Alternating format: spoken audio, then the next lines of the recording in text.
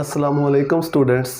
तो आज हम चैप्टर नंबर 1 के एक्सरसाइज के कुछ MCQ सॉल्व करने जा रहे हैं, जो कि सॉल्व करने वाले हैं। उनका मेथड मैं आपको बताऊंगा कि कैसे उनको सॉल्व करके उसका आंसर निकालते हैं, और फिर मैं आपको बताऊंगा कि इस चैप्टर में से इम्पोर्टेंट शॉर्ट क्वेश्चन कौन से हैं जो काफ़ी बार रिपीट हुए हैं पेपर्स के अंदर, बोर्ड के पेपर्स के अंदर। उन शॉर्ट क्वेश्चंस के बारे में मैं आपको थोड़ा सा बताऊंगा। तो चलिए, MCQs नंबर 5 है एक्सरसाइज का। वो कहता है 27 gram of aluminium react with how much mass of O2 to produced Al2O3। यानी अगर एलुमिनियम के 27 ग्राम है तो उसके साथ ऑक्सीजन के कितने ग्राम लगेंगे Al2O3 बनाने के लिए। तो स्टोइचियोमेट्री को हम यूज़ करेंगे। देखो Al2O3, अगर हम इस फार्मूला को देखें तो इस फार्मूला के मुताबिक एलुमिनियम और ऑक्सीजन की जो रेशियो है, एलुमिनियम के 2 एटम हैं, 2 एटम का मतलब एलुमिनियम के 57 ग्राम है। एक एटम का मास होता है 27, तो ये हो जाएगा 54 ग्राम। और ऑक्सीजन के 3 एटम हैं, तो 3 एटम का मतलब है एक एटम का मास जो होता है वो 16, तो ये 48 ग्राम। तो इस फार्मूला के मुताबिक एलुमिनियम के जो 54 ग्राम है वो ऑक्सीजन के 48 ग्राम से कंप्लीट रिएक्शन करते हैं। अब अगर हम एलुमिनियम का 1 ग्राम लें तो इसके कितने यूज़ होंगे, 48/54। और अगर हम एलुमिनियम के लें 27 ग्राम, एलुमिनियम के लें 27 ग्राम, तो साथ इसके कितने लगेंगे, 48/54 मल्टीप्लाइड बाय 27। तो इसको आपने हल करके देख लेना है, ये आंसर बनेगा 24 ग्राम। तो इस तरह से स्टोइचियोमेट्री को यूज़ करते हुए इस क्वेश्चन को हम सॉल्व करेंगे। नेक्स्ट देख लेते हैं। तो कहता है moles of CO2 which contain 8 gram of oxygen. वो कहता है कि अगर ऑक्सीजन के 8 ग्राम हों तो उसमें CO2 के कितने मोल्स होंगे। क्वेश्चन को समझो, अगर ऑक्सीजन के 8 ग्राम हों तो CO2 के कितने मोल्स बनेंगे। अब देखो इसको हम स्टार्ट कैसे करेंगे। हम यहाँ पे लिख लेते हैं ग्राम्स और यहाँ पे लिख लेते हैं moles of CO2, moles of CO2। अब CO2 फार्मूला को देखो, एक कार्बन है, इसमें 2 ऑक्सीजन है। कार्बन का मास होता है 12 ग्राम, ऑक्सीजन के 2 एटम का मास बनेगा 32 ग्राम, तो ये हो जाएंगे 44 ग्राम। 44 ग्राम में 1 मोल होता है, ठीक है। 44 ग्राम, सॉरी अकेले ऑक्सीजन को हमने लेना है, तो ऑक्सीजन के अकेले का मास होगा 32 ग्राम। यानी अगर 32 ग्राम ऑक्सीजन हो तो उसमें 1 मोल होता है CO2 का। अगर 1 ग्राम ऑक्सीजन हो तो 1 कितना हो जाएगा, 32।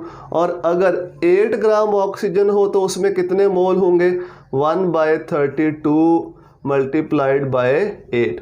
तो इसको सॉल्व कर लो, ये बन जाएगा 0.25 मोल्स, ठीक है। इस फार्मूले को देखते हुए हमने बता दिया कि ऑक्सीजन के अगर 32 ग्राम है तो उसमें 1 मोल होता है। तो अगर ऑक्सीजन के 8 ग्राम होंगे कितने मोल होंगे, वो इस तरह से हम इसको फाइंड आउट कर लेंगे।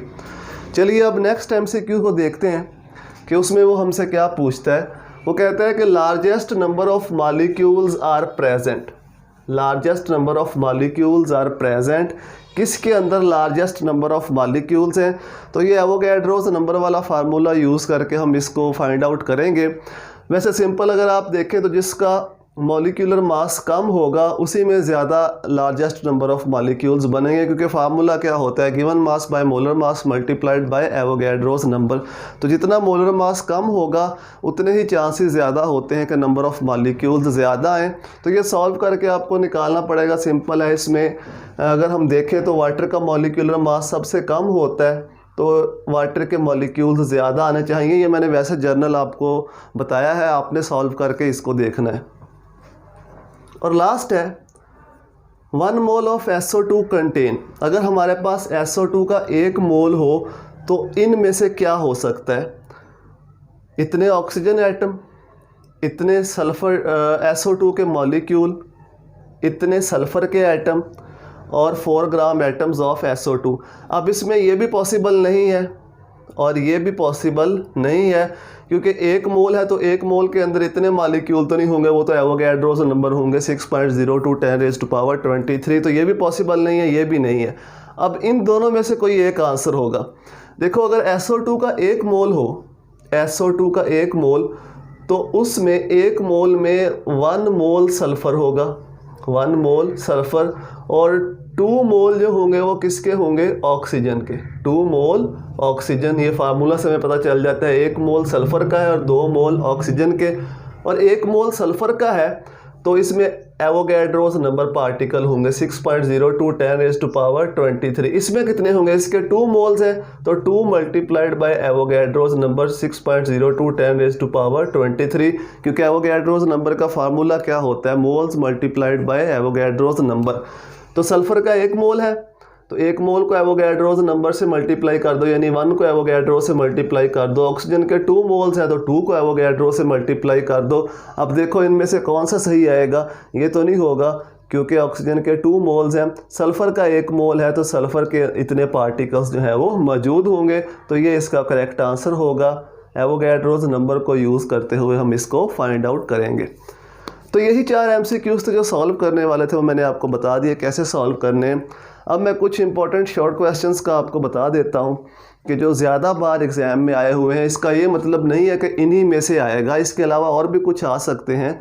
तो मैं आपको वो बता रहा हूँ जो एक्सरसाइज ज़्यादा बार पूछे गए हैं एग्ज़ाम्स के अंदर। क्वेश्चन नंबर 5 का B और C part. Question number 5 exercise का, इसका B पार्ट और C पार्ट ये ज़्यादा इम्पोर्टेंट है। How does mass spectrograph shows relative abundance और what is justification of 2 strong peaks in mass spectrum of bromine. तो क्वेश्चन नंबर 5 का B और C पार्ट। क्वेश्चन नंबर 9 सारा, क्वेश्चन नंबर 9 इसके सारे पार्ट, ठीक है, जिसमें ये वाला है magnesium atom is twice heavier than carbon atom, ये वाला क्वेश्चन सारा। इस तरह क्वेश्चन नंबर 10 ये भी कंप्लीट, ये मैंने आपको करवाया भी हुआ है, इसकी वीडियो पड़ी हुई है जहाँ पे हमने इसको हल किया था, तो वहाँ से आप इसको देख सकते हैं। ये भी कंप्लीट करना है। Mass in grams of 2.7 moles of KMnO4, ये वाला। और एक और क्वेश्चन है लास्ट में, क्वेश्चन नंबर 25। क्वेश्चन नंबर 25 ये वाला भी, ये है जी many chemical reactions taking place in our surrounding involve limiting reactant. तो ये वाला भी कंप्लीट करना है। इसके अलावा आपको परसेंटेज भी निकालनी आनी चाहिए। क्वेश्चन नंबर 14 में उसने कुछ परसेंटेज का पूछा है, वो मैंने तरीका बताया हुआ है परसेंटेज कैसे कैलकुलेट करते हैं, तो वो भी आपको निकाल लेना चाहिए। छोटे से क्वेश्चन है, वो शॉर्ट क्वेश्चन में पूछ सकता है, तो वो मैं यहाँ पे ऐड कर देता हूँ। क्वेश्चन नंबर 14 ये भी कंप्लीट, जिसमें हम परसेंटेज को कैलकुलेट करते हैं। MCQs में भी पूछ सकता है, शॉर्ट क्वेश्चन में भी पूछ सकता है, तो ये भी कर लेना है। तो यही कुछ इम्पोर्टेंट थे शॉर्ट क्वेश्चन जो ज़्यादा बार पूछे गए हैं एग्ज़ाम्स के अंदर। फर्स्ट चैप्टर आपका कंप्लीट हो गया, तकरीबन सारा कुछ हमने इसमें ख़त्म कर लिया। न्यूमेरिकल भी किए, क्वेश्चंस भी किए और सारे टॉपिक्स को भी हमने ख़त्म कर लिया। तो अगर आपको ये डिस्कशंस पसंद आती हैं, दोस्तों को बताएं, उनके साथ शेयर करें ताकि वो भी यहाँ से हेल्प ले सकें। दुआओं में याद रखिएगा। अल्लाह हाफिज़।